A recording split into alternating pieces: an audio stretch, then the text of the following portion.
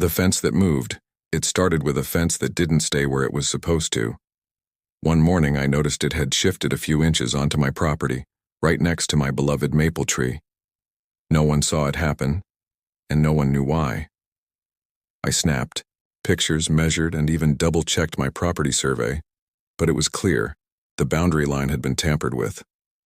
Little did I know, that was only the beginning. Later that day, I heard machinery. Walking over, I saw new fence posts going up, but something was off. The posts were a few inches onto my yard, creating a narrow gap beside my tree. I called out to the workers, but they just shrugged, saying they were following the plans given to them. Then Denise appeared, arms crossed, sunglasses perched, her voice sweet but cold. She claimed my tree was a problem, dropping leaves and blocking her view, and that the new fence was just following HOA instructions. I politely told her my tree was healthy and on my property. Her complaints didn't matter, but her eyes flickered with something else, a hint of disdain, a plan. That evening, I saw her walking around the side of my yard with a tool bag.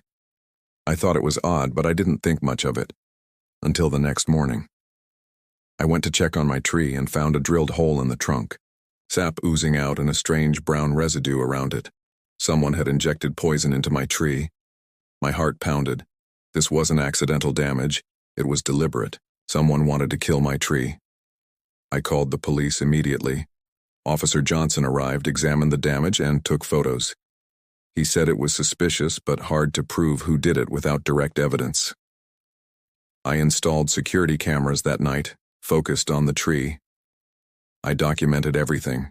The tree, the damage, the fence line, the whole mess. The next day I received a letter from the HOA. My tree was diseased and needed to be removed within a week or face fines. I knew that was a lie. I had a professional arborist check the tree. Healthy, strong, and protected by city heritage laws. Denise had orchestrated this, I was sure of it. She wanted my tree gone, and she was willing to use any trick she could. Then a neighbor, Paige, told me she saw Denise near my yard with a tool bag early that morning. I checked the security footage. Blurry, but enough. Denise was there. I confronted her, but she denied everything, claiming my tree was dying naturally. Her words were cold, calculated. Over the next few days, I uncovered her past. Denise was once a successful landscape architect, but she was fired after destroying a historic garden in her last project. Since then, she had a reputation for pushing boundaries, manipulating neighbors, and causing chaos. Her goal was clear: rebuild her career by turning our neighborhood into her showcase. She was using the HOA to do it.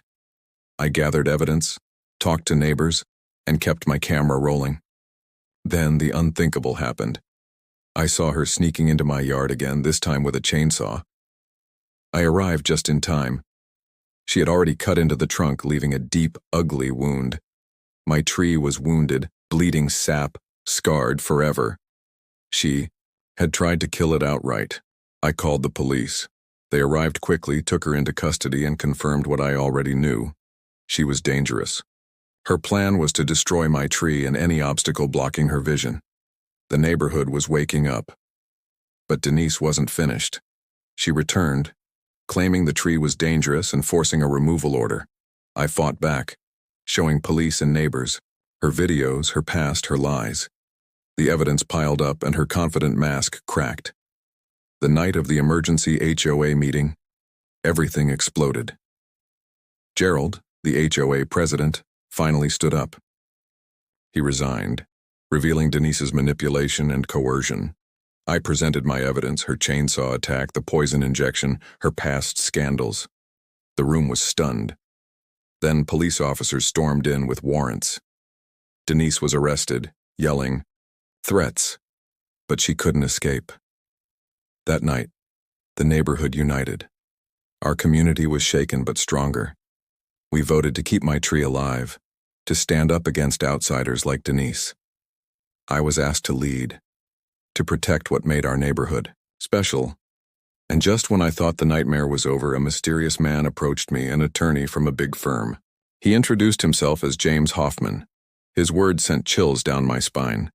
He was connected to the same firm that had fired Denise. He hinted at plans to take over the neighborhood, to turn it into a showcase for their work, regardless of the damage it caused. Now I stand here looking at my battered maple, knowing the fight isn't finished. Denise's schemes might be over, but the war for our neighborhood's soul is just beginning. I won't let them turn our home into someone else's project, not without a fight. Because sometimes one fence, one tree, one neighbor's obsession can spark a revolution, and I intend to be the one leading it. The moment I saw her with the chainsaw in my yard, my stomach sank. I sprinted over, heart pounding like a drum, just in time to see her already carving into the trunk of my maple. Deep gouges marred the once flawless bark, sap pouring out like blood. My mind went blank for a second, then everything sharpened into focus. This wasn't an accident. This was deliberate, malicious. I shouted her name, but she didn't stop. She was focused, relentless, as if this was just another job on her to-do list.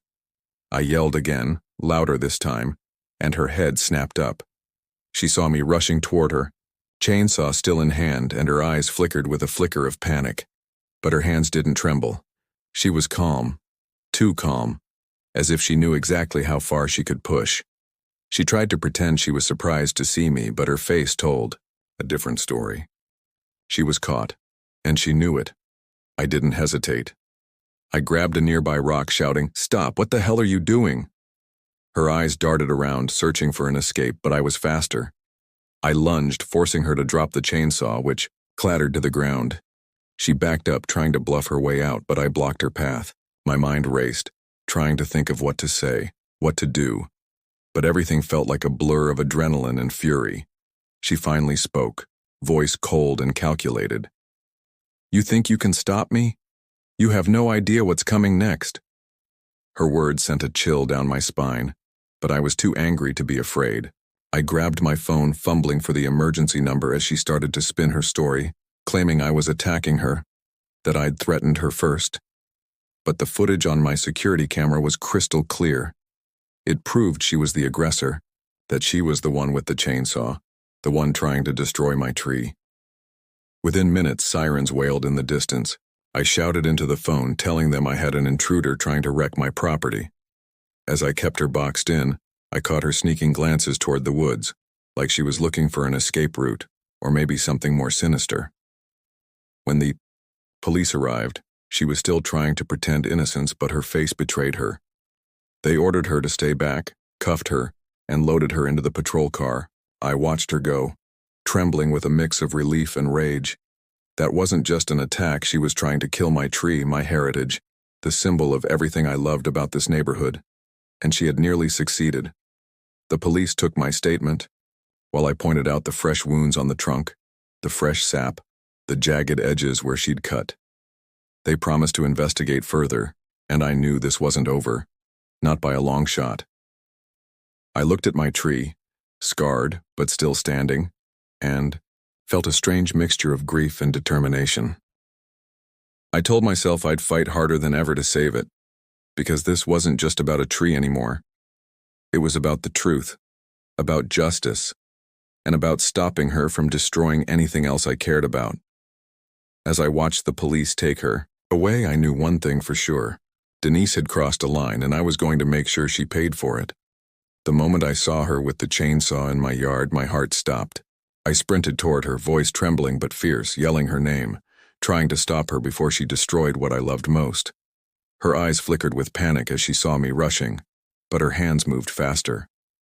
The chainsaw roared to life again, sparks flying as she pushed it into the bark of my beloved maple. I could see the deep gouges, the sap bleeding out like a wounded animal. My mind went blank for a second, then exploded with rage. I grabbed a nearby stone, threw everything I had into shoving her back. "Stop, what are you doing?" I shouted, voice cracking with fury. She tried to pretend innocence, her face twisting into a mask of calm, like she had already planned her next move. Her eyes darted nervously, as if weighing her options. She was trying to act like this was nothing, but I knew better. I saw her desperation. I saw her fear. The sound of sirens grew louder. The police were coming. I reached for my phone, voice shaking as I called for help. Her eyes flicked toward the woods like she was looking for an escape, maybe for something more sinister lurking in the shadows. She tried to bluff her way out, claiming I was attacking her, that I'd threatened her first. But the footage from my security camera was clear. It showed her with the chainsaw, cutting into my tree, trying to destroy it.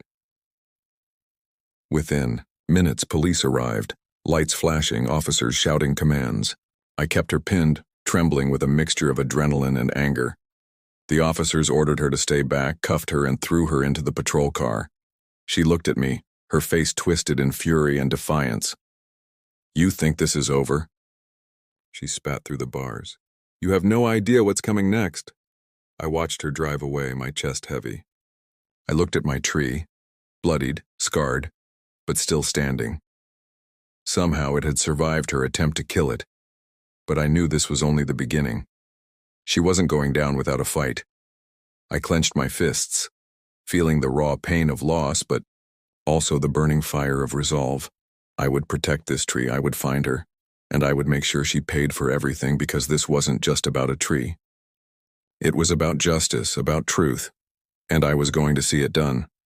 I had no doubt now this was the final chapter, and it would be unforgettable.